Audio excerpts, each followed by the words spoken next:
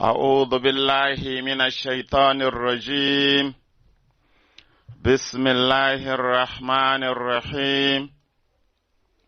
اللهم صل على سيدنا محمد الفاتح لما أغلق والقاتم لما سبق ناصر الحق بالحق والهادي إلى صراطك المستقيم وعلى آله حق قدره ومقداره العظيم.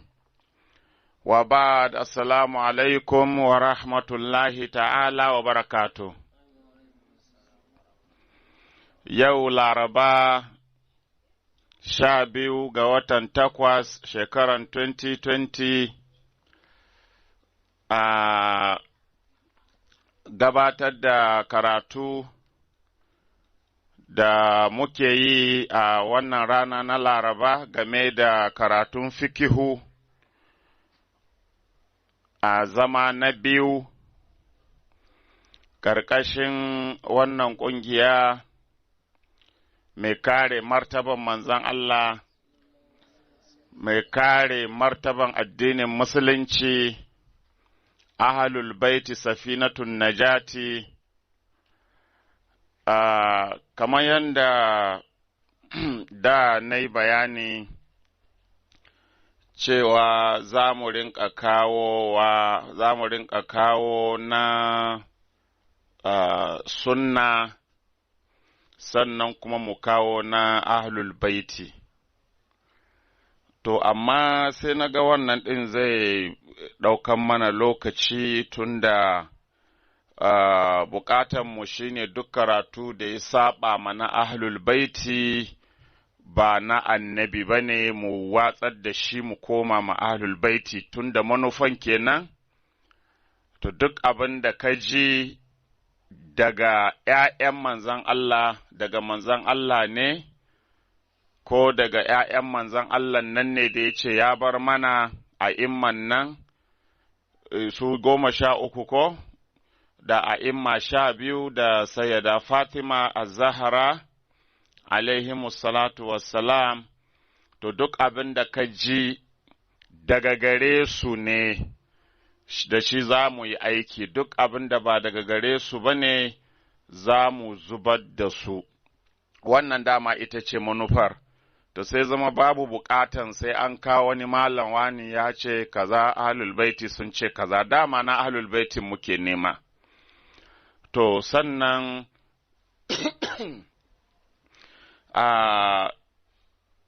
in muka duba za mu ga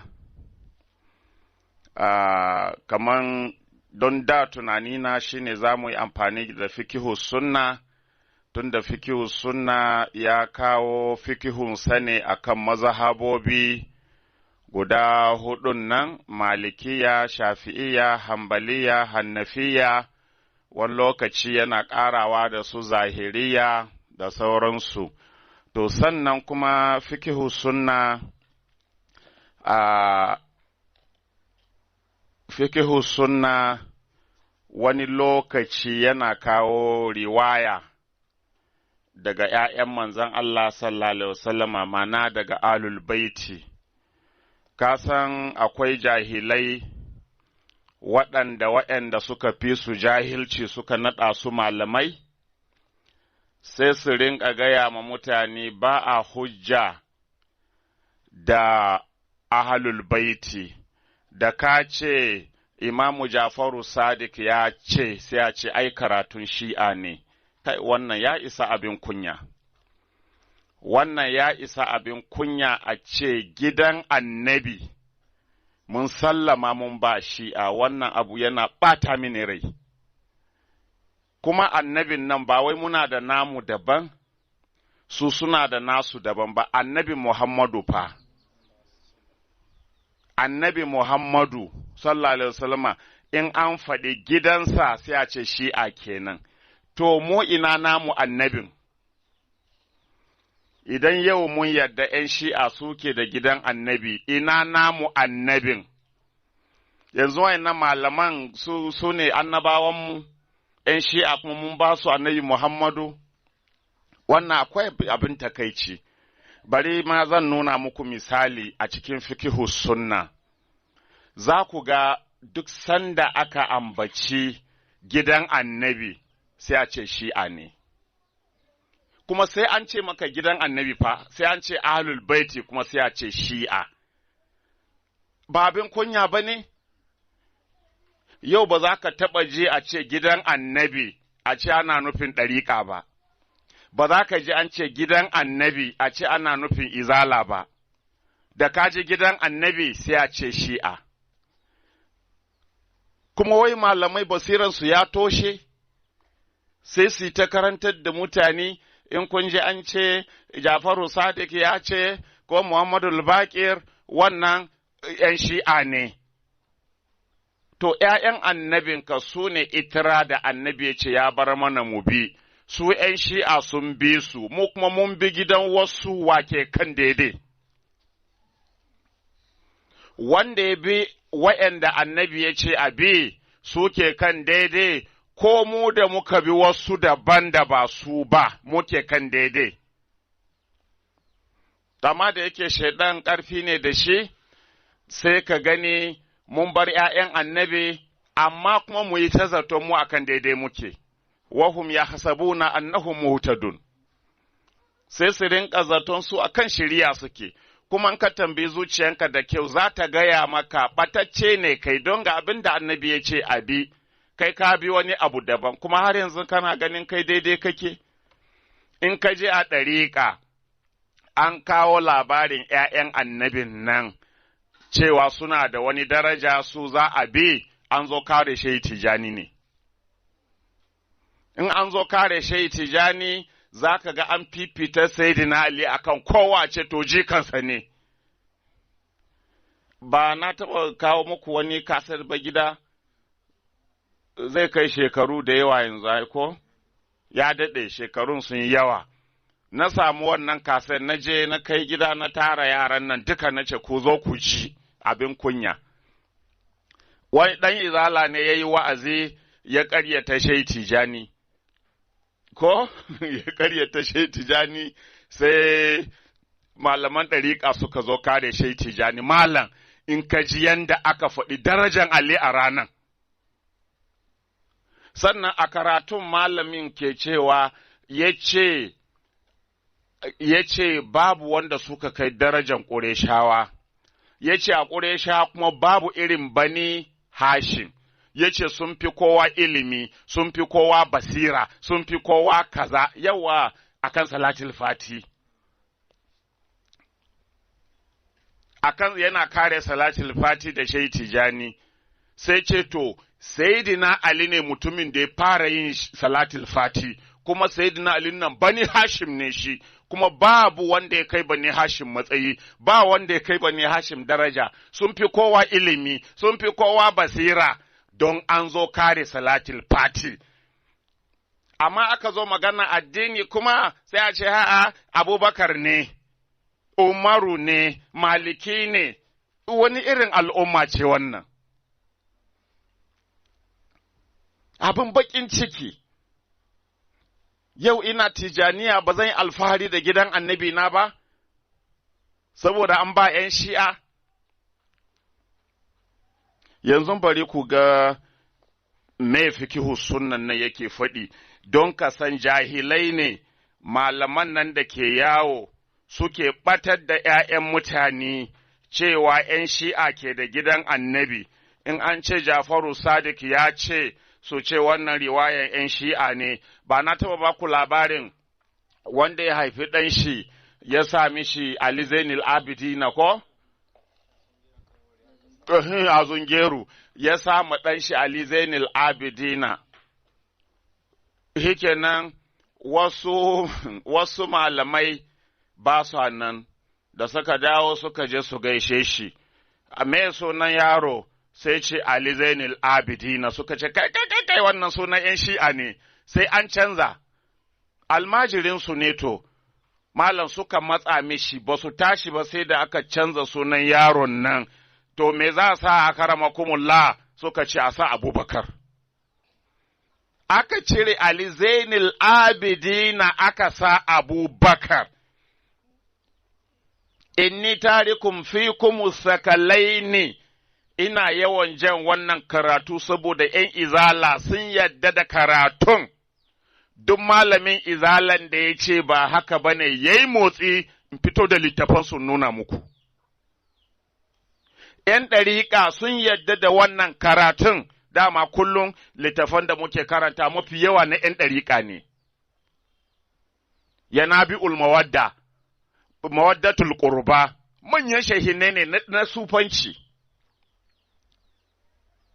Kowa ya yadda da wannan karatu, inni tarikun fikum sakalaini, lan tadillu ma tamassaktum bihima, zan bar muku masu daraja guda biyu, wanda ba za ku taɓa ɓacewa ba in kun riƙe su a bayana. Na ɗaya, ƙur'ani littafin Allah, in kun riƙe ƙur'ani ba za ku ɓace ba. Na biyu, itirati ahlul baiti, su ne ’ya'yana ahlul baiti, in kun riƙe su za kun shiryu, in kun sake su kun ɓata. Yau sai muka sake su, ’yan shi'a suka kama wake kan shiriya. Annabi na ƙarya, ba ku ansa ba. Ya ce wanda ya riƙe su shi ke kan shiriya, wanda ya sake su ɓatacce ne.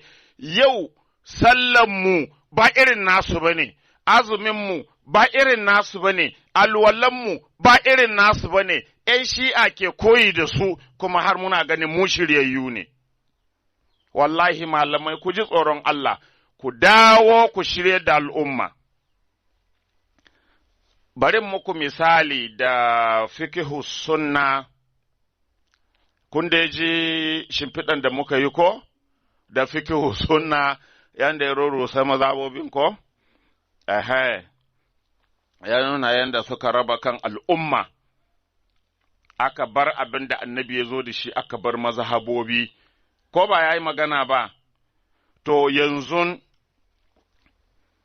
bari ku ga jahilci malaman nan, masu cewa in kai hujja da ahlul baiti, kai shi'a ne, sannan da abin bakin cikin cewa da an ce gidan annabi kawai shi'a, a shi'a za a kai ka, ba kullum na gaya muku ba in ce shi'an nan sun yi sa'a, kowa ya gudu ya bar gidan annabi an basu a ciki. Zan yi karatu a cikin fikihu sunna, wani gajeren karatu ne, bari misali zan yi da shi a cikin fikihu sunna, juz'i na 2, a shafi na 166, page 166. Al-ishhadu ala talak, hukuncin saki ne ake, hukuncin sakin aure. To sai aka kawo al-ishhadu ala talak, kafa shaida akan saki. Mana in ka zo saki, menene hukuncin saki da aka yi ba a kafa shaidu ba? Ayin za ku yi aure kuna tara mutane su shaida ko ba tara mutane ba dai an ce shahidai adilin ko? La nikaha illa bi waliyin wa sadakin wa shahidai adilin ko? Za ku samu shaidu mutum biyu dai a takaice su shaida. To shi ƙur'ani kuma ya kawo saki ma, in za ku yi saki sai an tara shaidu. Ko ba ku tara shaidu ba, dole a kafa shaidu cewa to na saki wance, ko zo ku shaida wance na sake ki. Dole a sake ta idon shaidu, amma an ce ya inganta bayan ka sake ta kuma ka kira shaidun ka sanar da su, ya inganta. Muna haka? Ba mu yi ko? To shi ne mai fikihu sunna a nan, ku tuna da bayanin da ne muku akan gidan annabi ‘yan shiya ake ba, ko ina ne. Yace zahaba jamhurul fukaha'i minas salafi wal khalafi, yace majority, mafi yawan malaman fikihu fukaha daga magabata in ka ji magabata na nufin daga kan sahabbai, tabi'ai, tabi'ina har ya gangaro wal khalaf, salaf da khalaf, magabata da wayanda suka biyo baya, dukkansu mazhabansu ita ce, anna talaka ya ƙa'o biduni ishahadin, cewa saki yana tabbata ba tare da shaida ba, saki yana tabbata ba tare da kafa shaida ba, li'anna talaka min hukukin rajuli, saboda saki ai yana daga cikin haƙoƙin namiji, haƙƙi ne namiji, shi ke da haƙƙin ya yi saki, wala ya hataju ila bayyinatin kai yubashara haƙƙahu, bai buƙata akan wani wanda zai shaida kafin ya aiwatar da haƙƙinsa. To, walam yarid anin nabi sallallahu alaihi wasallama kuma ba a samo ba, babu hadisi, babu nassi, anin nabi sallallahu alaihi wasallama wanda ya zo daga manzan Allah sallallahu alaihi wasallama, wala anis sahabati, kuma babu wata hujja da ta zo daga sahabbai, ma ya dullu ala mashru'iyyatil ishhad, abin da ke nuni akan shar'anta shaida akan saki, babu daga manzalla, babu daga sahabbai, babu abin da ke nuna haka, abin da malamai suke faɗi kenan ko? To, amma wa khalafa fi zalika fuqaha'u shi'a al-imamiyya, amma malaman fikihu fuqaha'u na shi'a al-imamiyya sun saba ma haka. An gane ko? Faƙalu suka ce, innal ishhada lallai kafa shaida in za yi saki, shartun fi sihhati talaki, sharaɗi ne a ingancin saki, idan babu shaida saki bai yi ba, wastadallu bi ƙaulillahi subhanahu fi surati talaki, kuma sun yi hujja da maganan Allah subhanahu wa ta'ala a cikin suratu talak, wanda ya ce wa ashhidu zawai adalin minkum wa aqimu shahadata lillah, in kun zo sakin matanku ku kafa shaidu da mutane biyu, in ji ayan ƙur'ani.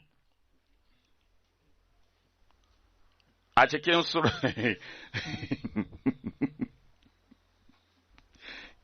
gaskiya an ɓatar da al'umman nan Allah sarki, abin tausayi, abin tausayi. To, haka yazo a cikin suratu talak, sannan abin nan, ku duba cikin suratu talak za ku ga wannan aya, Allah ya ce in kun zo saki ku kafa shaidu biyu adilai. Suratu talak aya ta 2. To, fadakarar Tabrasi ya ce, anna zahirin wannan aya kam, annahu amrun bil ishhadi ala talaki, umurni ne da kafa shaida a saki, wa annahu marwiyun an a'immati ahlil baiti, kuma wannan shine hukuncin da aka ruwaito daga a'imma na ahlul baiti. Su wane ne a'imman ahlul baiti? Sayyidina Ali, Sayyidina Hassan, Sayyidina Husaini, Sayyidina Ali Zainul Abidina, har zuwa saura, har zuwa kan Mahadi, su 12 nan su ake kira a'immatu ahlul baiti, kuma an ce wannan hukuncin aka ruwaito daga gare su, to ina aka samu babu sakin, babu kafa shaidu kai. Ga ayan Ƙur'ani, shi yasa annabi ya ce, ku riƙe ahlul baiti na, ya ce, abin nan, da su da Ƙur'ani, lan ya tafarraƙa hatta ya rida alayyal haut, ba za su taɓa rabuwa da juna ba har mu haɗu a tafkina a lahira. Ahlul baiti da Ƙur'ani kullum tafiyansu tare ne, yanzu bai bayyana ba? Ga aya an kawo Ƙur'ani, sannan an ce ita ce aka ruwaito daga a'imman ahlul baiti wa'annan da annabi ya ce mu riƙe a bayan shi, sannan ga malaman fikihu wanda ba su ba sun ce ba sai an kafa shaidu ba, ina matsayin wannan aya, ina matsayin ahlul baiti kuma da annabi ya ce mu riƙe su kuma fatawansu shine daidai da Qur'anin.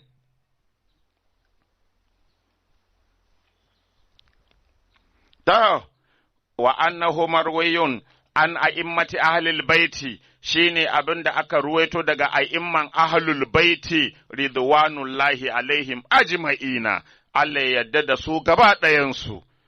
In ji fikihu sunna ya ce radiyallahu anhum ridwanullahi alaihim ajma'ina, ya ce wa annahu lil mujibi wa shartin fi sihhati talaq, abin nan lil wujubi kai, wa innahu lil wujubi wa shartin fi sihhati talaqi, kuma wannan aya da kuma bayani ruwaito wannan hukunci da aka yi daga ahlul baiti to wajabci ne da kuma sharaɗi a ingancin saki, idan babu shaida saki bai yi ba, in ji a'imman ahlul baiti kuma in ji Ƙur'ani, ko da kuka ce ba sai an sa shaidu ba, in ji waye.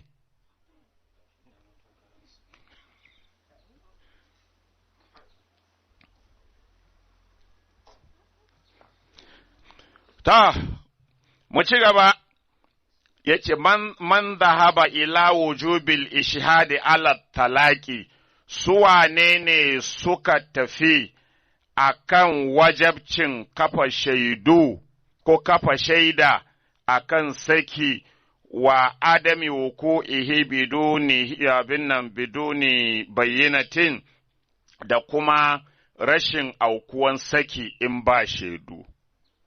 Suwane ne suke da wannan tafiya, suwa suke da wannan mazahaba?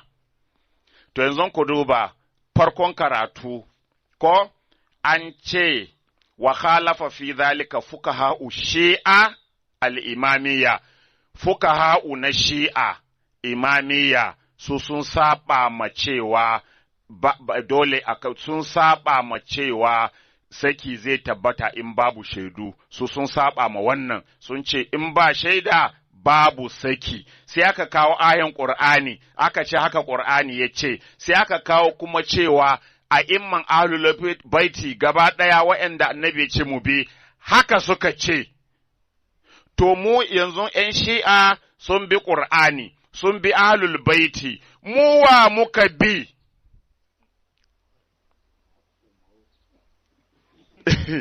Muawiya, wai wane? Wai Umaru, to shi ke canza abubuwan. Kaga malaman nan ba su da amana, wannan bayanin ba su iya yi ma jama'a, sai dai su tara mutane, ‘yan shi'a kafirai ne, ‘yan shi'a batattu ne, ba a sauraron su, kuma gashi ana gaya mana su suke bin Ƙur'ani, su suka bi ahlul baitin da annabi ya ce ya bar mana, abubuwa nawa annabi ya bar mana? Biyu ko? Ya ce littafin Allah dawa da ahlul baiti, gashi ana gaya mana a littafinmu mai suna fiqhu sunna, cewa ‘yan shi'an nan su suka riƙe Ƙur'ani suka riƙe ‘ya'yan annabi, wa'yanda annabi ya ce in mu riƙe ba za mu ɓace ba har abada, mu shiryayyu ne da muka sake su? Kuna tsoro ne, mu da muka sake su yanzu shiryayyu ne mu? Oh, ashe kun sani. To sai aka ce, wa min man zahaba ila wujubil ishhadi, daga cikin wa'yanda suka tafi akan wajabcin cewa wajibi ne a kafa shaida, washtaratahu kuma ya mai da shi sharaɗi, lisihatihi sharaɗin ingancin saki sai da shaida, wa'yanda suka tafi a haka minas sahabati a cikin sahabbai da an ce babin da zo daga sahabbai ko to gashi dai a cikin sahabbai amirul mu'minina Ali ibn Abi Talib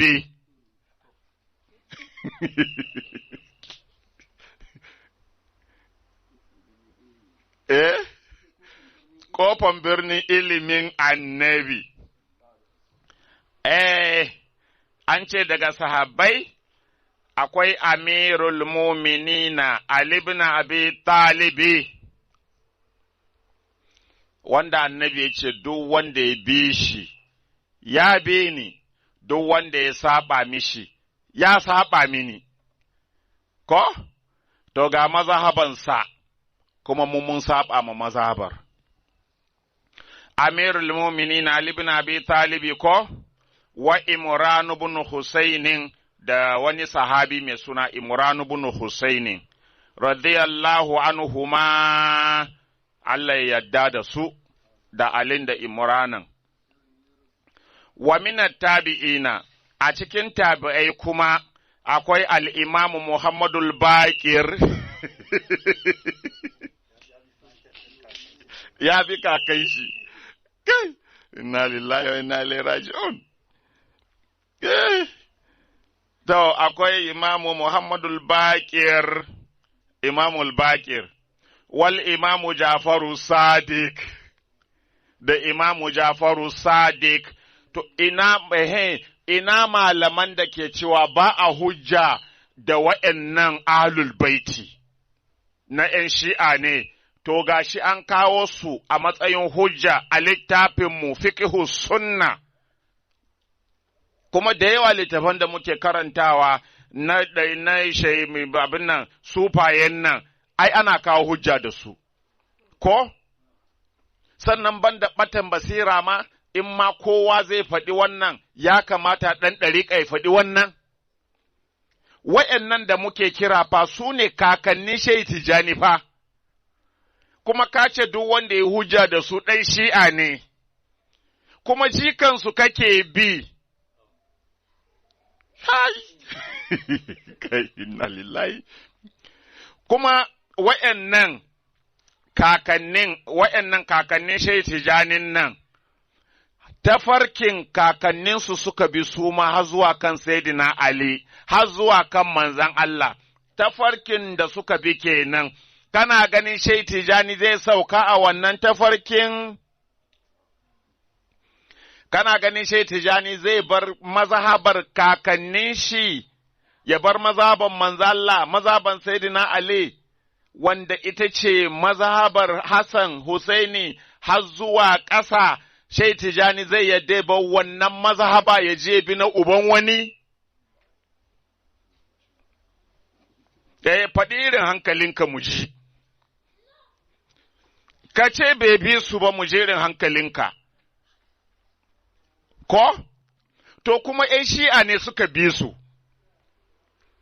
ko ba yanzu kenan muke karanta ba, ‘yan shi'a ne suka bi kakannin Shehu Tijjani. Kai ɗan Tijaniya kakan wa ka bi, kun san batar da mutane ko? Kakan wa ka bi, to, al'imamu Muhammadul Baqir, wal imamu Jafaru Sadiq ko, wa banuhuma da zuriyansu duka, ko? Shehu Tijjani bai cikin banuhu ma, bai cikin zuriyansu, in Shehu Tijjani bai cikin zuriyansu ba sharifi ba ne, in kuma sharifi ne, zuriyansu ne.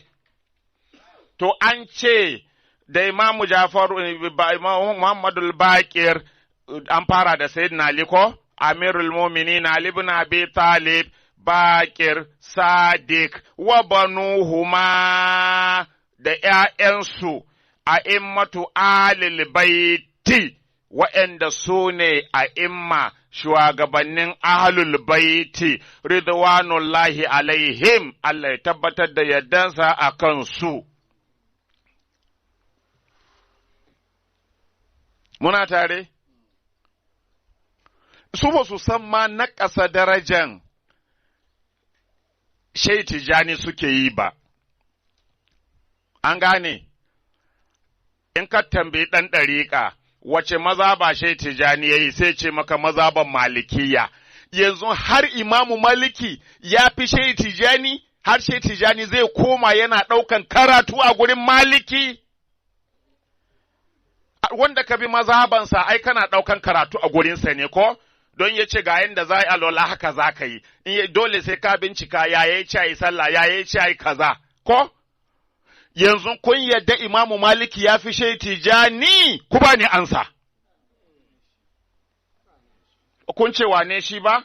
To ai su shehinan ɗariƙa kuma ba su yadda da maganan ku ba. Su a wurinsu Maliki ya fi Shehu Tijani, don sun ce ɗan mazhaban Malikiya ne. Idan kuwa Shehu Tijani, to ka gani, kai, gata nan, la ilaha illallah. To, idan kuma misali, ko? Idan misali mun yadda Shehu Tijani ya fi Imamu Maliki, yanzu za ka ji tawili iri-iri, shehinne za su hau lasifika, ai babin da ake nufi ba kenan, ai ana nufin a ɗariƙa ya fi kowa, amma a mazhaba Maliki ya fi shi. Me ake nufi da mazhaba? Shehu Tijani nan yana da mazhaban da ta fi ta kowa, ita ce mazhaban gidan kakannin shi. Sai sake gidansu ya kama gidan Maliki. Idan kuwa ba Malikiya ya yi ba, mazhaban gidan Annabi ya yi, a ce Shehu Tijani ɗan Shi'a ne, ku ƙaryata. Ni na faɗa? Ba yanzu gashi mun ƙaryata, mun karanta, bari in ƙara tunatar da ku.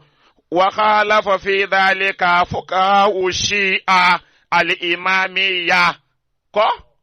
Fukaha'u na Shi'a imamiyya sun saba ma haka, suwa aka kawo suka ce, wane ne, o mina sahabati, wani na karatun ma, mina sahabati yawa amirul mu'minina Ali ibn Abi Talib, ko? Wa mina tabi'ina Muhammadul Baqir wa Jafaru Sadiq, ko? Kai. Allah sa su gane, Allah ya abin takaici malam, an tara ‘ya'yan mutane gaba ɗaya, an tura su daji, kawai abin da kowa ke bukata ya tara almajirai, ya tara muridai, ya yi ta alfari a gari shi ma babban shehi ne, ya hallaka ‘ya'yan mutane, ya hana su fahimtar addinin Annabi.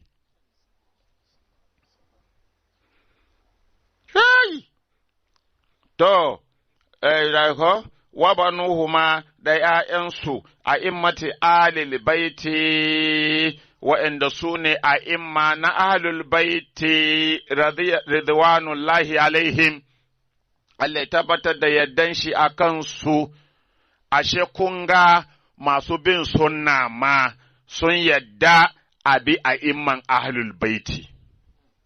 Ko ba karatun ba kenan? Ko?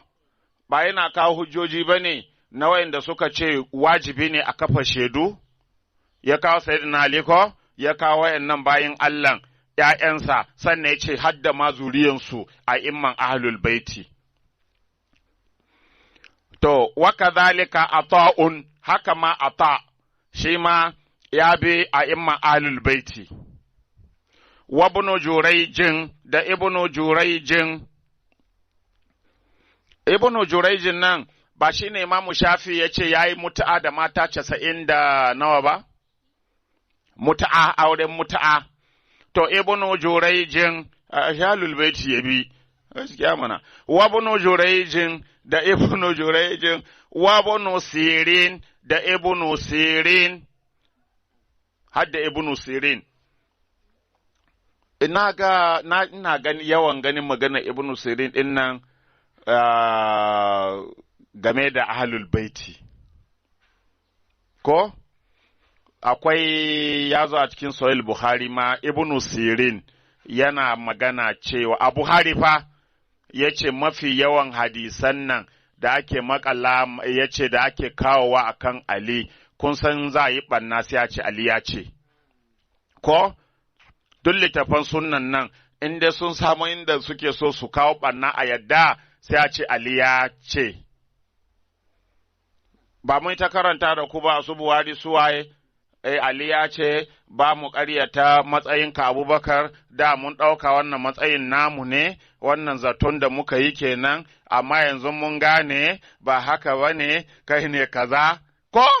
Ibn Sirin yake duk ƙarya ake ma Ali. Ina cikin Buhari zan nuna muku, yace ƙarya ake ma Ali. Ibn Sirina, rahimahumullahu, Allah ya musu rahama. To, fafe Jawahirul Kalami ya zo a cikin littafi mai suna Jawahirul Kalam. An aliyin Ali, raliyallahu anhu su ne alul baitin ko? Su annabi ya ce mu bi ko? Raliyallahu anhu kuma su ne kakanni shai tijani ko? Raliyallahu anhu, annahu ƙala, Imamu Ali ya ce, liman sa'alahu an talaƙin game da wanda ya tambaye shi game da saki, wani ne ya yi Sayyidina Ali tambaya game da saki, ko?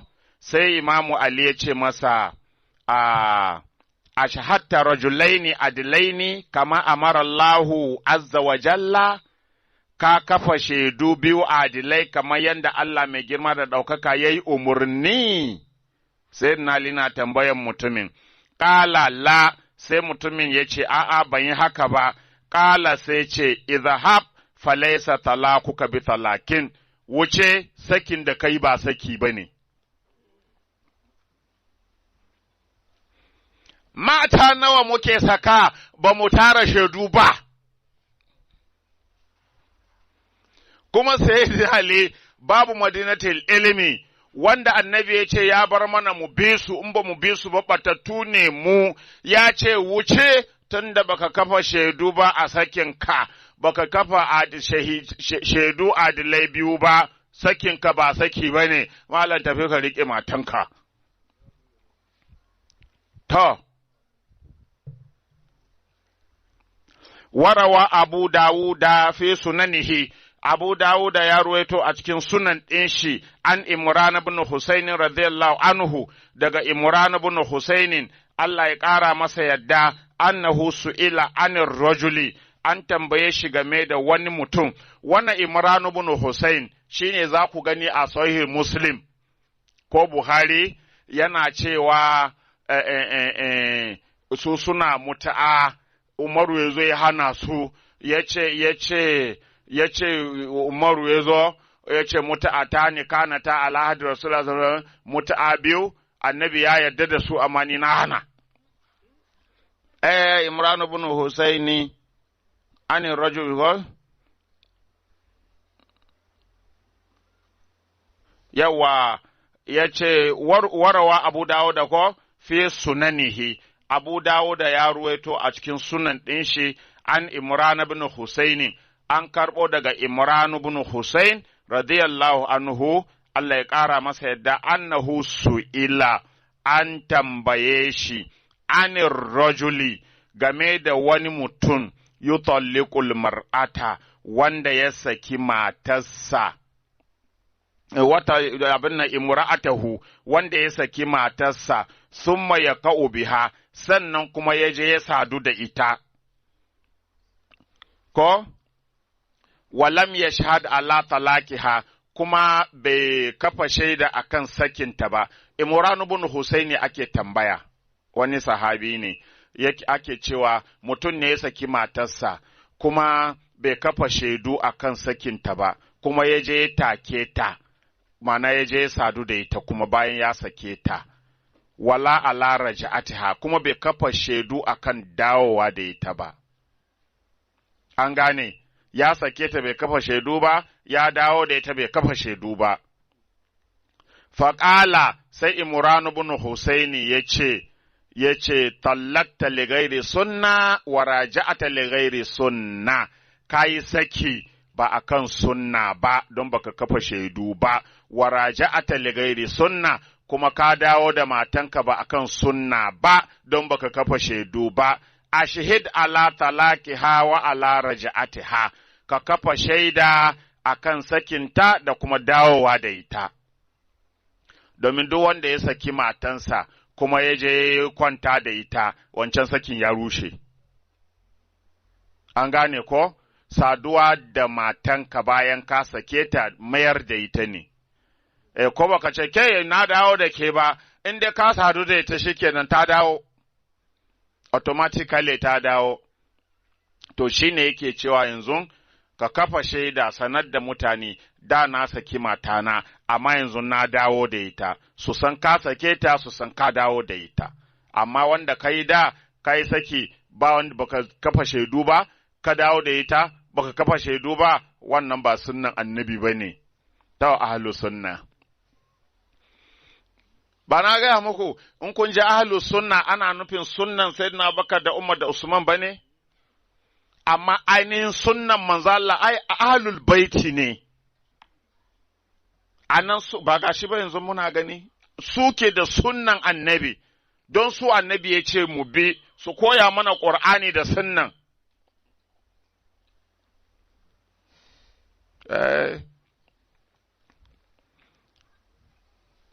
Sai ce wala ta'ud a makar ka ƙara, daga yau za ka yi saki ka sa shaidu, in za ka dawo da matanka sa shaidu. Wuri uku nan dole ana sa shaidu, in za a yi aure shaidu, in za a yi saki shaidu, in za a dawo da mata shaidu. Kafa shaidu jama'a ku zo, ku zo, za a mayar da matana.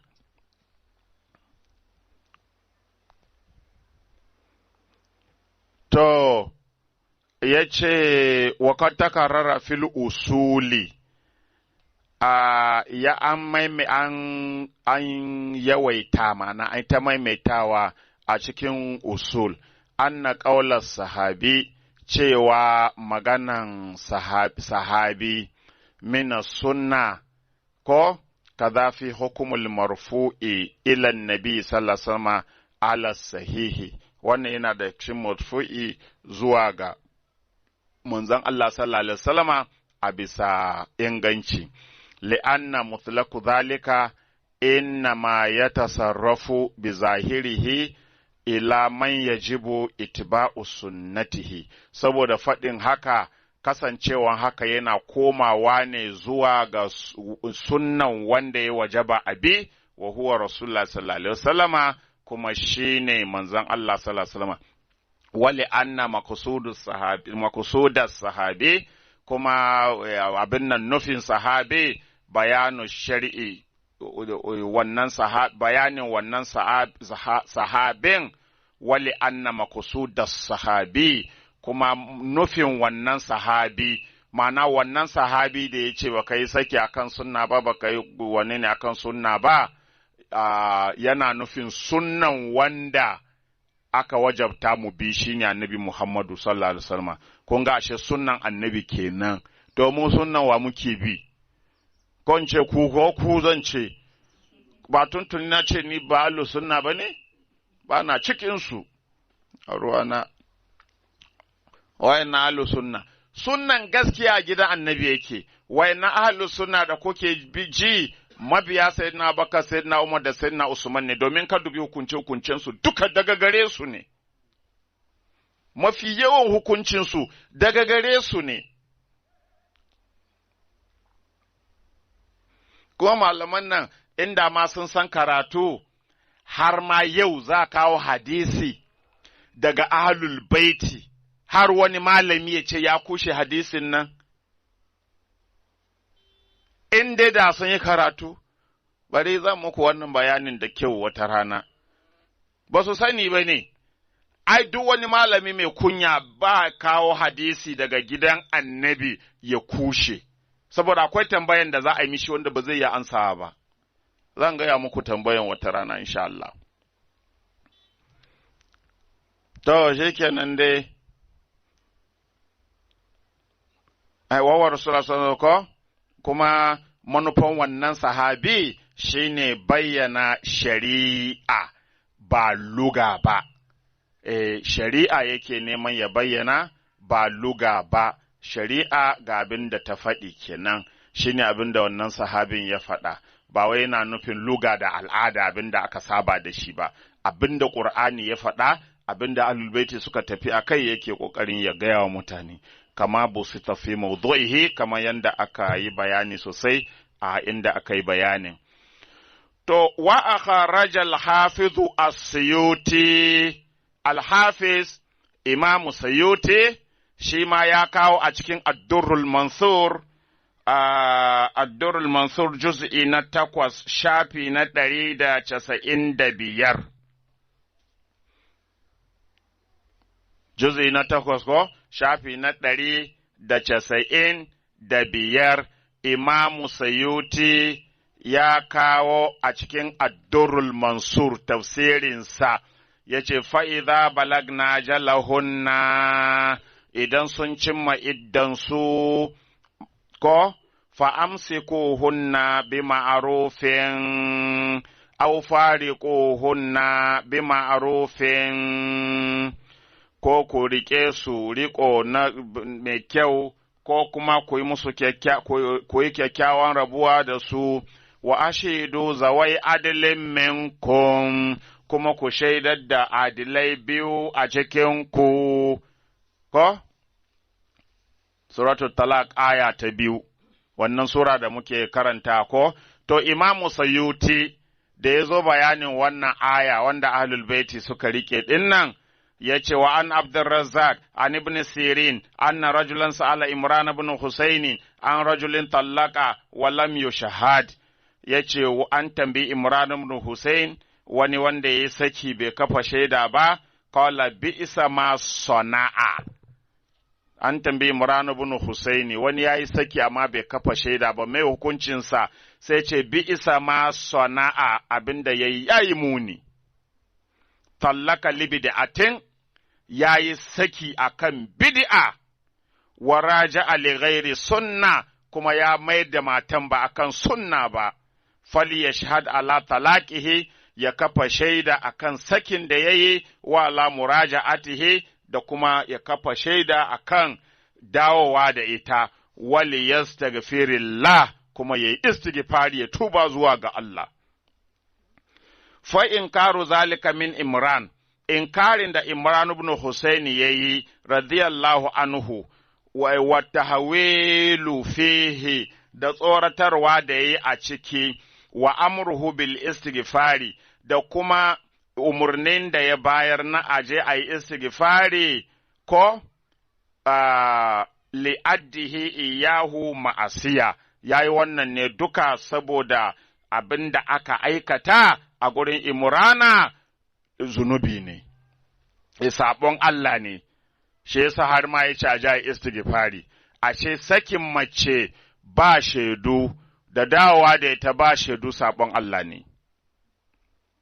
Ma huwa illa wujubil ishhad indahu, wannan bai faru ba sai don wajabcin kafa shaidu a gurinsa, radiyallahu anhu, kama huwa zahir, Allah ya ƙara masa yarda, kama yanda hakan shine zahirin karatun. Wa fi kitabil wasa'il, ya zo a cikin littafi al-wasa'il, anil imami Abi Ja'far al-Baqir, daga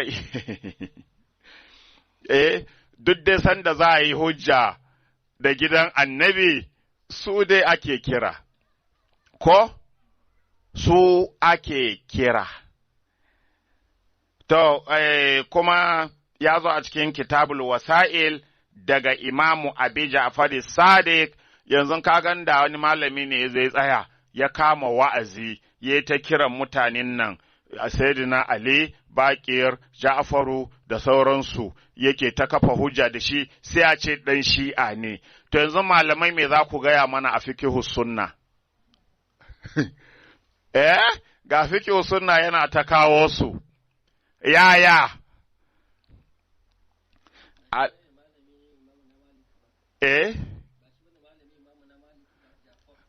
Shi Jafaru Sadiq ba, alayhi salam, shi ne malamin Imamu Maliki, da Abu Hanifa, malaminsu ne, da suka gama suka fi su iyawa. Yes! Kamata yi Imam Malikin ya zo magana in ka tambaye shi, yaya ake alwala, ya ce ga yanda ake alwala, in ji malamina Imamu Jafaru Sadiq. Ko bai ce in ji malamina ba, ya faɗi yadda malamin ya karantar da shi, me yasa zai canza? Kuma wanda kai karatu a gurin shi nan wanda annabi ya ce abi ne, kai ba ce abi ka ba, yaya kabar wanda aka ce abi, ko sannan ka kawo naka abi ka. Muna tare? Ba don annabi ya ce abi sun yasa ya je karatu a gurin shi ba, me yasa ya sake shi? To, ƙala Imamu Abi Jafar al-Baqir, Imamu al-Baqir, baban Jafaru Sadiq, alaihi ridwanullahi, radiyallahu anhu, ƙala ya ce, الطلاق الذي أمر الله عز وجل به في كتابه sakin da Allah mai girma da ɗaukaka ya yi umarni da shi a littafinsa, wallazi sanna Rasulullah sallallahu Alaihi wasallama, kuma wanda annabi ya sunnanta sunnan annabi, an yuhalli rajulu anil mar'ati, shi ne namiji ya rabu da mace, idan hadat a lokacin da ta yi haila, wa taharat ta yi tsarki, ba zuwa kawai a to, wallahi ni dai na gaji da ke daga yau kwashe kayanki na sake ki, ba a haka, ko za ka saki mace dole ka kyale ta, idan ka taɓa ta a wannan tsarki, ta yi haila ta yi tsarki, sai ka sadu da ita, to ba dama ka sake ta. Ko kana da nufin sakinta sai ka bari ta sake wani haila ta yi tsarki, bayan ta yi wannan tsarkin kar ka sadu da ita sai ka sake ta. Shi ne saki na sunna. Ka gani, ba na sha gaya muku ba na ce matan juna muke aure? Ko ba na sha faɗa haka ba? To, idza hadat wa taharat, in ta yi haila kuma ta yi tsarki min abin na mahidiha, ta yi tsarki daga hailanta, ko? A shahada rajulaini adilaini, sai ya kafa shaidu na mazaje biyu adilai, ala tatliqihi akan sakin shi da zai mata, wa hiya tahirun min gairi jima'in, tana mai tsarki ta gama hailanta ta yi tsarki min gairi jima'in ba tare da yayi jima'i da ita ba, wa huwa a haƙƙu bi raja'atiha ma lam tanqud salasata kuru, kuma shine yake da haƙƙin ya dawo da ita matuƙan bata gama jini uku ba, ma'ana bata gama abin nan iddanta ba, matuƙan tana cikin idda bata riga ta yi jini uku ba, to yana da daman ya ce ke na dawo da ke dawo. An gane, amma ya bari ta gama jini uku, ta gama iddanta, to sai dai ya shigo, wasu masu shigo, in Allah ya ba shi sa'a, shi kenan ta dawo, yau ya sake auren ta sabo ko, in kuma ta tuna rashin mutuncin da ya yi mata baya, ta ce malam haƙuri za ka yi, ban dawowa. To, wa kullu talakin ma khala haza batilun, Imamul Baƙir, waɗanda annabi ya ce mu bin nan, ya ce duk sakin da ba irin wanda shi ya yi bayanin nan ba, batil batacce ne, ba saki ba ne. Laisa bi talakin, ya ce batilun batacce ne, laisa bi talakin ba saki ba ne. Kuma haka muke ta koran matan ko? Ƙarki don ubanki, fita don ubanki, haka za ta fita, ta je shi kenan, ina wani ya zai ɗauka, kuma matarsa ce.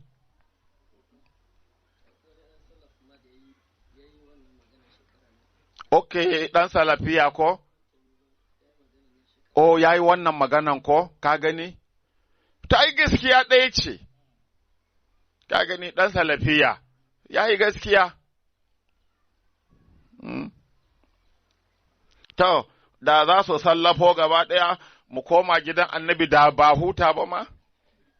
duk da irin wannan duka su ce to mun gangaro duk mu je gidan annabin shikenan fa da an huta yan ɗariƙan mu nan duk kowa ya ce kai mu je gidan annabin nan mana ba shikenan ba me yasa muke gudun gidan annabi mu da annabin mu da su yi haka mana amma shaidan ya yafa musu alkebba ba su yadda wa qala Jafaru Sadiq su ne dai imamu kuma za ku ga so da yawa ko in mun shiga karatun fikihunmu ma za ku ga yawancin riwayoyin za ku ga ana Jafaru Sadiq saboda shi ne malami a cikin ahlul baiti wanda ya samu dama na baza ilimi. Shi ya samu daman baza ilimi, kun ga ana ta kashe su ne aiko? 28 years ya yi ko? To, kaga wa'yannan a'imma an ta kashe su, an ta koransu, an ta wahal da su, an hana su sukuni. Mutum ba zai tunani ba me ya kori Ali a Madina, ya koma Iraki da zama. Ali, Sayyidina Ali fa, ya gudu a Madina, saboda Madina ta yi ɗaci. Sayyidina Ali ya gudu ya bar Madina, ya gudu ya bar manzo Allah a Madina ya koma Iraki, ko ya bar kabarin annabi a Madina ya koma Iraki fa, ai kun sabin ya yi ɗaci da yawa. To haka aka yi tawal da su, to ilimin da ya gashi jibge, amma ba su suku ba su dama ba a bari sun samu dama su baza ilimin ba. Sayyidina Ali ne ma dai lokacin wa'annan halifofin ko in sun ji wuta su gudu su nemo shi, Ali ya ce kaza ne, ko kuma ya ga sun tabka ta'asa ya ce kai ba haka ake yi ba, ku zo ga yanda ya kamata. Ko ba ka yi ta yi da su ba, har sayyidina Umar yana cewa laula aliyun la halaka Umaru, ba don Ali ba da Umaru ya halaka. Akwai inda ma yake cewa ya Allah in har ka san za ka kashe Ali, to in ka kashe shi ni karka banni, don babu alheri a rayuwa bayan shi. Ya gani kuma malaman nan ba su iya cewa ba haka ba ne, gashi a cikin littafin da ke hannunsu, ka san ado suke da littafai. Malami ya fito, a ta nuna shi yana wa'azi ya kewaye kanshi da littafai, malam ya jera littafai kamar dala, yana alfahari da shi. Ba alfahari yake da littafai ba, karatu yake ciki, a gaya ma al'umma gaskiya. Ba dalaki ba ne, to za ku ga shi a lokacin shi ya samu dama ya tabaza ilimi. To shi yasa za ku ga riwayoyin ahlul baitin duk mafi yawa daga gare shi za ka yi ta ji. An gane ko? Za ku ji an ce Abu Abdullahi, laƙabinsa kenan. Abu Abdullahi Muhammadul Bakir, Abu Abdullahi abin nan Jafaru Sadiq kai. To, shi Jafaru Sadiq radiyallahu anhu ya ce, Man tallaka bi gairi shuhudin falaisa bi shay'in, duk wanda ya yi saki ba shaida ba kom ya yi ba.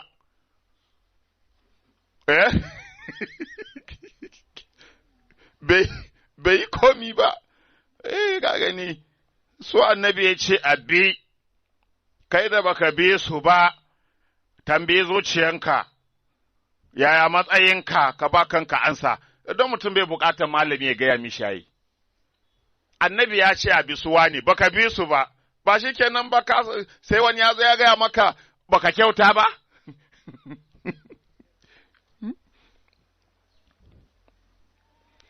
Ko? Falaisa bi shay'in ba komi yayi ba. To qala as-sayyidul murtada fi kitabil intisar. As-sayyid al-murtada a cikin littafi mai suna al-intisar ya kawo ya ce hujjatul imamiyya fil qawli bi anna shahadata adlaini shartun fi wuqu'i talaqi yace maganan ‘yan shi'a, ko ya ce hujjan ‘yan shi'a imamiyya da suka kawo a cikin maganan cewa wanda bai kafa shaidu adilai biyu ba, ko kuma wanda suka kawo cewa kafa shaidu adilai biyu shartun fi huku'i talaki sharaɗi ne a cikin aukuwan saki wa mata fuqida lam yaqa'i talak, kuma duk sanda aka rasa shaidun nan saki bai tabbata ba, liƙaulihi ta'ala wa shidu zawai adilin minkum, saboda maganan Allah da ya ce ku shaidar da mutane biyu adilai a cikinku, suratul talaq aya ta 2, fa'amara ta'ala bil ishhadi, Allah ya yi umarni da a kafa shaida, wa zahirul amri fi urfi shari'i ya kuta wujub, zahirin al'amarin a cikin abin nan, a cikin ƙa'idan shari'a ya kuta wujub yana hukunta wajabci, mana wajibi ne a kafa shaida, wa hamulu ma zahiruhul wujub alal istihbabi khurujun an urfi shari'i bila dalilin. Kai yana ta ƙarfafa maganan a imma ne, mazaban yan shi'an imamiyya, mazabansu yake ta ƙarfafawa, ya ce tunda Allah ne ya faɗa haka, wajibi ne a yi haka, sannan ɗaukan zahirin wajibci, tunda ƙur'ani ya kawo zahiri wajibi ne sai an kafa shaidu, sannan aure abin nan, sannan saki zai tabbata, sannan a ɗauke shi alal istihbabi, sannan malamai su taso su ce mustahabbi ne. In baka kafa shaidu ba ma sakin yayi, yace yin haka khurujun an urfi shari'i, wannan fita ne daga ƙa'idan shari'a bila dalilin ba da hujja ba.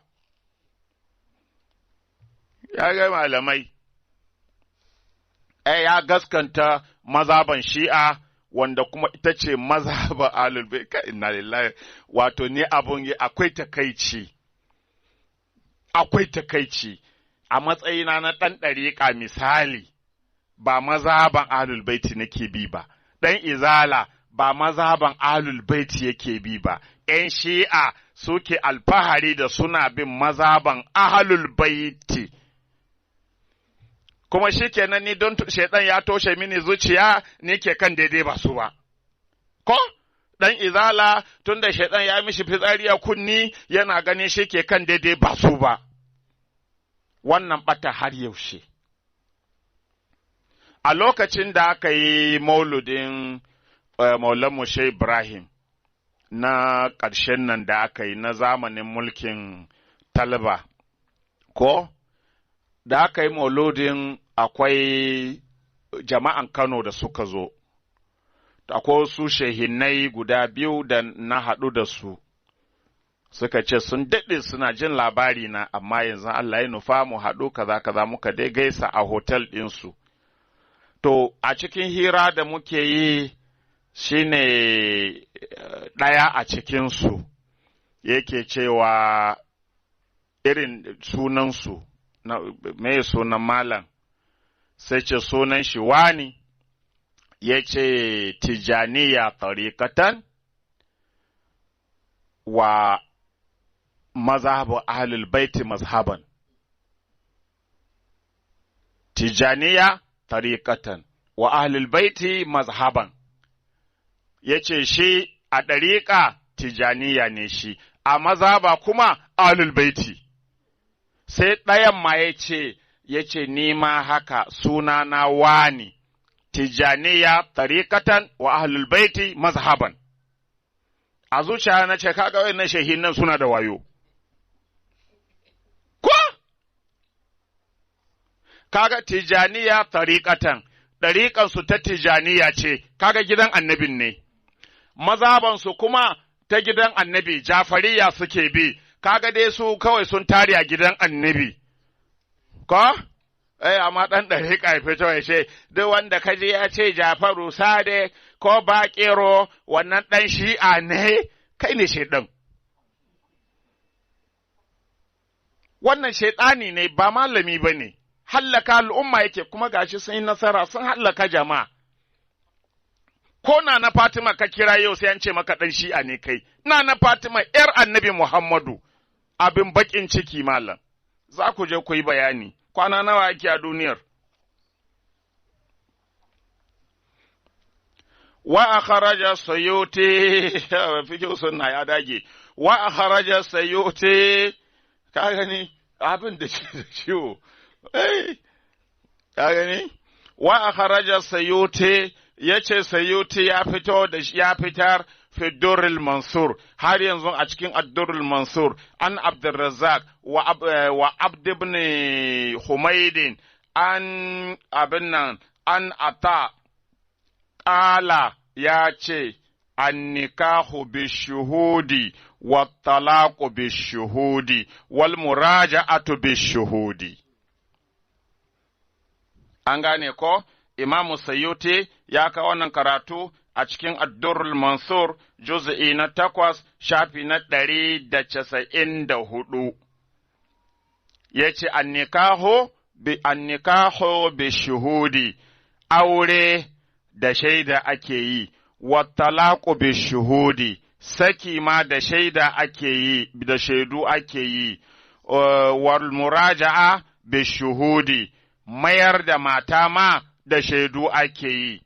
Warawal imamu Ibn Kasir, to, manya, warawal imamu Ibn Kasir, shi ma imamu Ibn Kasir ya ruwaito fi tafsirihi a cikin tafsirinsa, an Ibn Jurayjin, daga Ibn Jurayjin, anna Ata, cewa Ata, kana ya fi qaulihi ta'ala, yana faɗi a bayanin Allah, mai girma da ɗaukaka da ya ce, wa shaidu zawai adilin minkum, ku kafa shaidu biyu adilai in za ku yi saki, a suratul talaq aya ta 2, ƙala ya ce, la ya juzu fi nikahin, wala talakin, wala irja'in, bai halatta a cikin aure da saki da kome, illa shahidan adilin, dole sai an kafa shaida ko mutum ɗaya ne.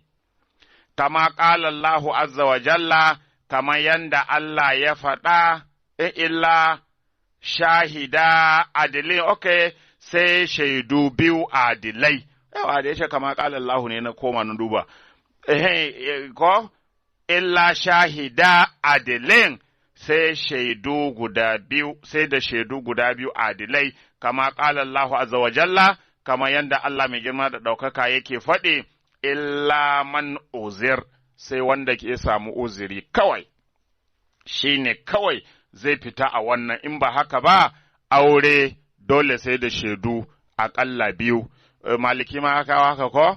Illa wa shahidai adilin, na shi aure ne ko? Aure sai da shaidu biyu, saki sai da shaidu biyu, kome sai da shaidu biyu, sai wanda ya samu uziri.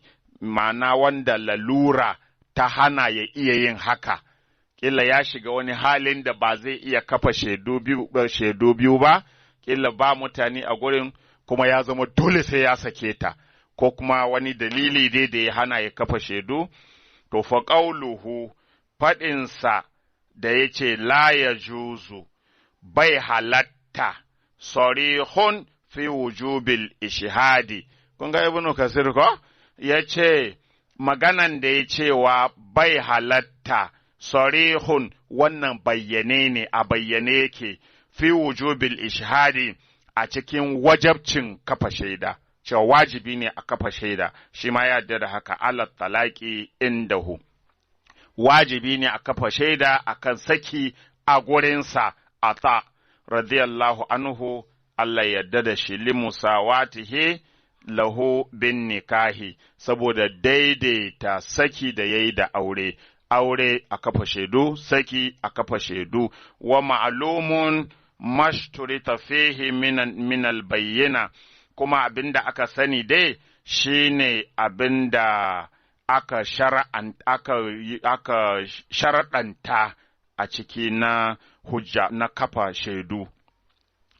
Ko, iza ta bayyana zalika, in hakan ya tabbata. Mana a sharaɗi ne idan har mutum ya saki matansa ba da shaidu biyu ba, mana ba da shaidu biyu ba, idan hakan ya tabbata, to dole ne fa sai an kafa shaidun nan, ko kuma maganan da manyan bayan Allah nan suka yi cewa ba komi ba ne, saki bai yi ba, mana sai ya sake saki kenan, dole ya kafa shaidu ya yi saki.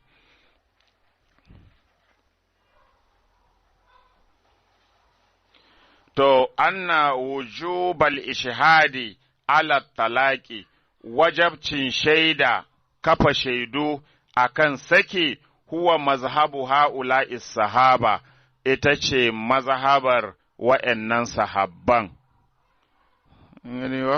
Wa tabi'ina da wa'yannan tabi'an, almazkurina wa'yanda aka ambata ɗin nan, ta'alamu anna da'awal ijma' a nan za ka gane cewa da'awan ijima'i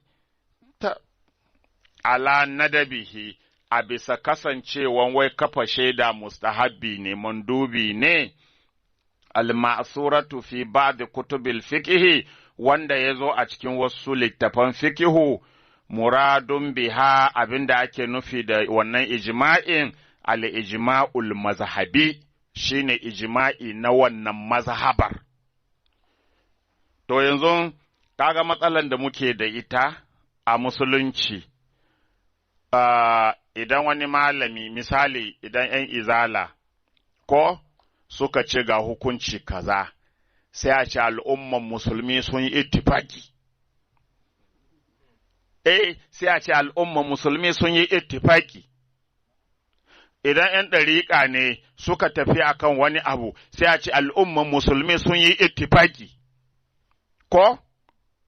To, shi ne a nan mai fikiyo suna yake mana bayani, mu gane inda aka ce an samu ijima'i, cewa al'umma sun haɗu akan mustahabbi ne saki, to wannan fa haɗu wannan mazhaban da ke magana ne ba na musulunci ba.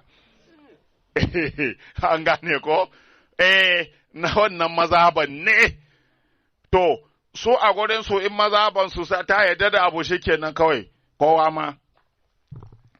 Yace al-ijma'ul mazhabi, lal ijma'ul usuli, ba ijma'i bane na asali. Kuma ina so malamai don Allah su taimake ni, ba jayayya bane, taimako nake nema. Malamai ina so su taimake ni inda aka samu ijma'i a musulunci duk duniya.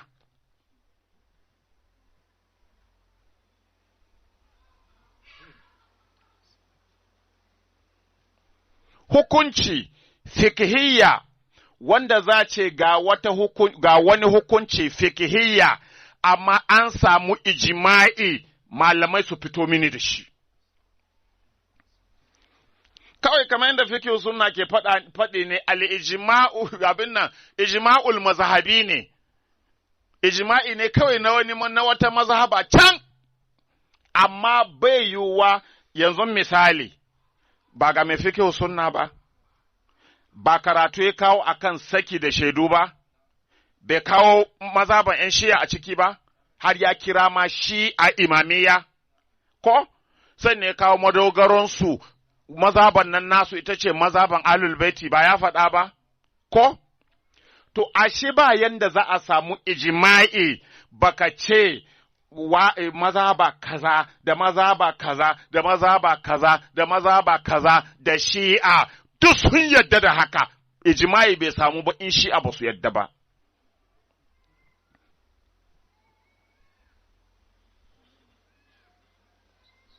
Ko kun fahimce ni? Duk hukuncin da za ka kawo in shi'a ta saba ma wannan hukuncin, ko mu'tazila ta saba ma wannan hukuncin, ko wani ɓangare ya saba ma wannan abin nan, babu ijima'i, in ji ni ku yi magana. Ba ijima'i, kuma malaman nan da ke yawo suna ba kafa hujja da hujjan ‘yan shi'a, ai jahilai ne, su je jami'a mana. Ku tura su jami'a su je su yi karatu a buɗa musu ƙwaƙwalwansu, ka je jami'a, duk hukuncin musulunci da aka kawo sai an kawo mazhabobi, sai an kawo shi'a. Sai an ce shi'a ta yadda, shi'a ba ta yadda ba, dole sai an kawo su, saboda musulmai ne. Amma kawai mutum ya zo ya tara gidan sauro a kai, wai shi ya yi rawani, ka inna lillahi wa inna ilaihi raji'una. Ba sauraron maganan ‘yan shi'a, kuma ‘yan shi'an nan za su gaya maka annabi ya ce, Sayyidina Ali ya ce, ‘ya'yan annabi sun ce, kuma ka ce kar a saurare su, sai wanda zai ce ‘ya'yan wasu sun ce, kuma ka kira kanka malami, malam ku tura su shahine-shahinen nan, ku tura su jami'a, su je su yi wayo mana. Babu ijima'i in ‘yan shi'a ba su yarda da wani hukunci ba. Kuma ‘yan shi'an nan su kaɗai ne a duniya idan suka bi wata hanya, duk duniya in ba su bi hanyar ba za a iya cewa an samu ijima'i. Su kaɗai ne. Saboda me suke bin mazhaban da aka ce mu bi, kuma suke bin mazhaban da in ba mazhabar ba mazhaba. Wanda ya kawo ta mazhaba ma wancan aka ce ya bi ƙi ya yi.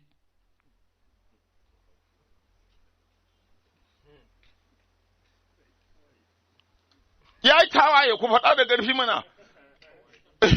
Duk wanda bai bi wancan mazhaban ba da ‘yan shi'a suka bi, albishirinku, ba wai ina nufin ‘yan shi'a ɗin nan duk abin da suka yi daidai ba ne, ba na samun saɓani da su ba, yawwa kun ce sosai ba, an na samun saɓani da ‘yan shi'a, ko?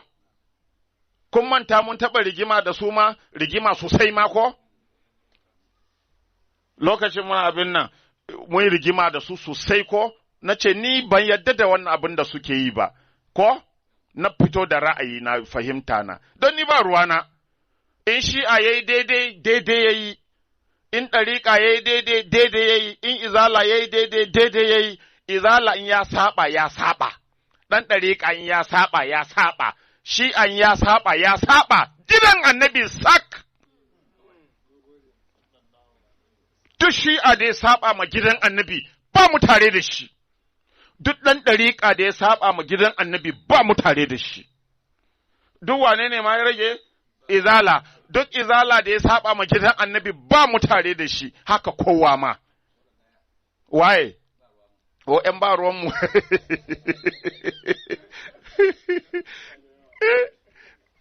Kagani, ba shi yasa ba kullum nake cewa gaba ɗaya mu koma mu taru a gidan annabi.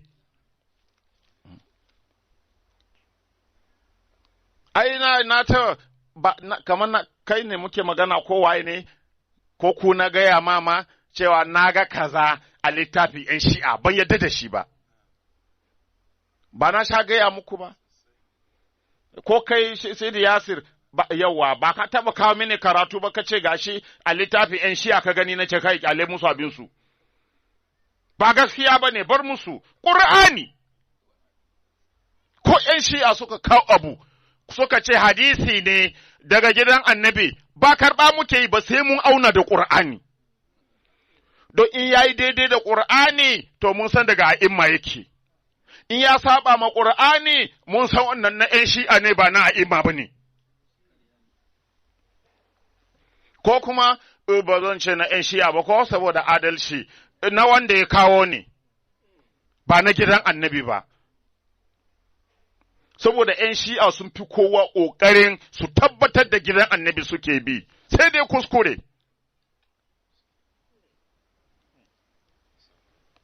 Ba wai kawai mun zo ne, mu gidan annabi muke kira zuwa gare shi, ko? Ɗan shi'a in ka bi gidan annabi muna tare, ɗan ɗariƙa in ka bi gidan annabi muna tare, ni ba tijani ne, kuma na sha gaya muku ba wanda isai kore ne a ciki. Gidanmu ne.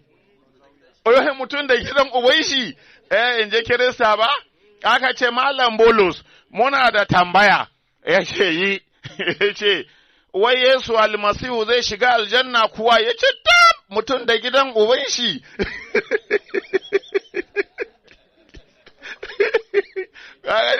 Irin na Malam Bolus, To, mutum da gidan uban shi, ina ciki, kuma zan gaya muku gaskiya a ciki. Ko kun ce ba na ciki, oho, ina ciki. Na kakana ne, ko ne ma a waje ba ku sani ba don kun bar gidan annabi, kuma gidan annabi shine gidan Shehu Tijjani.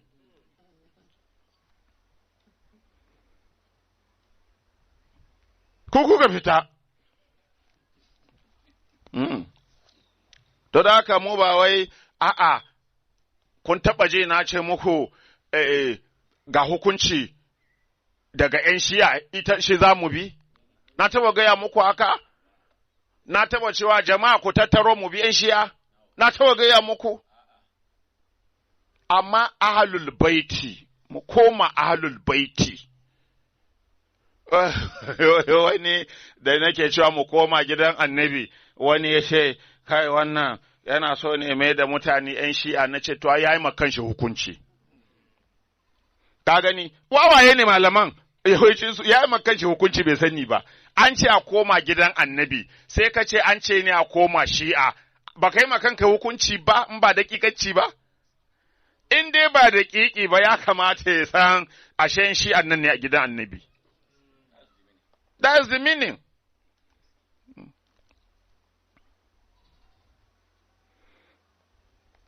They are too dull. Lie, too dull. You want to face it, too dull. Kai, ba mu ma yi karatun fihim ba ko? Ko da yake dushi ne. Dushi ne. To,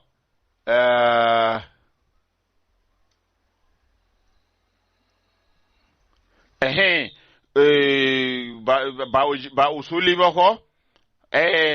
Kawai ce kamar yadda ya zo a cikin Mustasfa.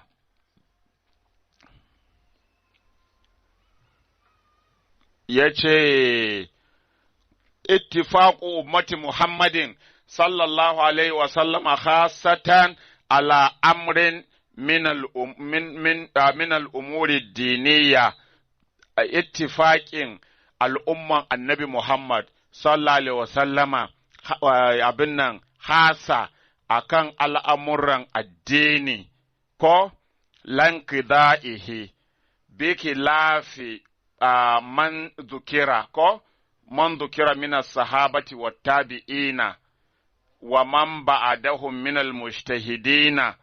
To kaga dai ba a samun dai ittifaki a addinin musulunci, dole ne sai al'umman annabi gaba ɗaya sun taru sun ittifaki a kai. Shi yasa na ce malaman su kawo mini inda aka taɓa ittifaki, ina son gani. An gane, su kawo mu shi, su ce wurin tsarki an yi ittifaki. Gurin alwala al'umma annabi sun ittifaki, sallah al'umma annabi sun ittifaki, azumi al'umma annabi sun ittifaki, ba gaskiya ba ne. Daka duk inda kuka je ittafaka muttafaqun alaihi, haka za ka gani sai a ruwaito hadisa ce muttafaqun alaihi, an yi ittifaki, babu. Da wasa fitila ko? wal mujtahidina wata bayyana mimma naqalnahu qabl an suyuti wa ibn kasir, kuma ya bayyana a cikin abin da muka naƙalto a baya daga Suyuti da Ibn Kasir, anna wujubal ishhadi lam yanfarid bihi ulama'u alil baiti alaihimus salam, cewa wajabcin kafa shaidu a saki a imma na ahlul baiti ba su kaɗaitu da shi ba su kaɗai ba ne, banda ma a imma an samo wa'insu da suka bi su. Kama naƙalnahu kama naƙalahu as-sayyid al-murtada fi kitab al-intisar, kama yanda as-sayyid al-murtada ya kawo a kitabul intisar, kama yanda muka karanta a baya. bal huwa mazhabu ata shine ma mazhabin ata wa ibn sirin da ibn sirin wa ibn jurayj da ibn jurayj kaman da yanda muka gani a baya kama aslafna kaman yanda muka gabatar a baya. To wannan shine bayanin da mai fikihu sunna ya kawo game da saki ba da shaidu ba, amma kun san mahallu shahid ba wai maganan sakin ba ne ya kawo karatun. Abin da ya kawo karatun shine jahilan nan da ke yawo cewa in ka kafa hujja da ahlul baiti kai ɗin shi'a ne. Shi yasa muka nuna musu to gashi an kafa hujja da imman ahlul baiti a littafin fiqhu sunna. An gane, kuma mun sha kafa hujja da littafai nan da muke karanta na sufayen nan sun sha kawo hujjoji kai ba ma littafan sufaye ba. In ka duba a cikin Fathul Majid sharhin kitabut tauhid na Sheikh Muhammad ibn Abdul Wahhab ba na izala ba kenan ko na wahabiyawa ko wanda ma ba su da littafi da ya wuce shi, ba su da littafin da ya wuce wannan littafi, ko min girman wancan littafin bai kai wannan ba, don wannan kitabu tauhid ne, sharhi ne na kitabu tauhid na Sheikh Muhammad ibn Abdul Wahhab mai suna Fathul Majid. Ku duba inda aka kawo bayanin sa laya, ya halatta a sa laya ko bai halatta ba, an kawo sahabi wani da tabi'i wani da waye sun ce ba za a sa ba. Sahabi wani da tabi'i wani sun ce za a sa, cikin wanda suka ce za a sa za a iya sa laya sun kawo sun ce na Aisha ko sun kawo Abdullahi ibn Amr ibn al-Asi sun kawo shi, sannan suka ce akwai Abu Ja'far Muhammadul Baqir shi ma ya ce za a iya sa laya in ƙur'ani ne ko sunan Allah ko siffan Allah za a iya sa laya. Hama wani karatu na ce to ai ko ba kawo kowane sahabi ba, kawo Abu Ja'far Muhammadul Baqir kada ya isa, ya ture duk sauran sahabban ko don duk wanda ake kawo wannan ba wanda aka ce mu bi a ciki, amma Muhammadul Baqir an ce mu bi shi, Qur'ani ya ce mu bi shi, annabi ya ce mu bi shi. An gane ko? To, har littafi ‘yan izala ana kawo hujja da a'imma na ahlul baiti. Ta ma ka ga wai ɗan ɗariƙa an ce Jafaru Sade ko Muhammadul Baƙir ya ce ko Sayyidina Ali ya ce karatun shi'a ne. Wani irin halitta ne kai? Balhum adal ya ce ula'ika kal an'am balhum adal, wa'annan malamai kamar dabbobi suke. Allah ya ce sun fi dabbobi bata. An ce gidan annabinka ya ce, ka ce shi'a kenan, wannan ba gara tunkiya ba? Ta Allah da ya sa waƙa, Allah ya sa a gyara, to na barku a nan tun da dare ya yi, assalamu alaikum wa rahmatullahi wa barakatuh.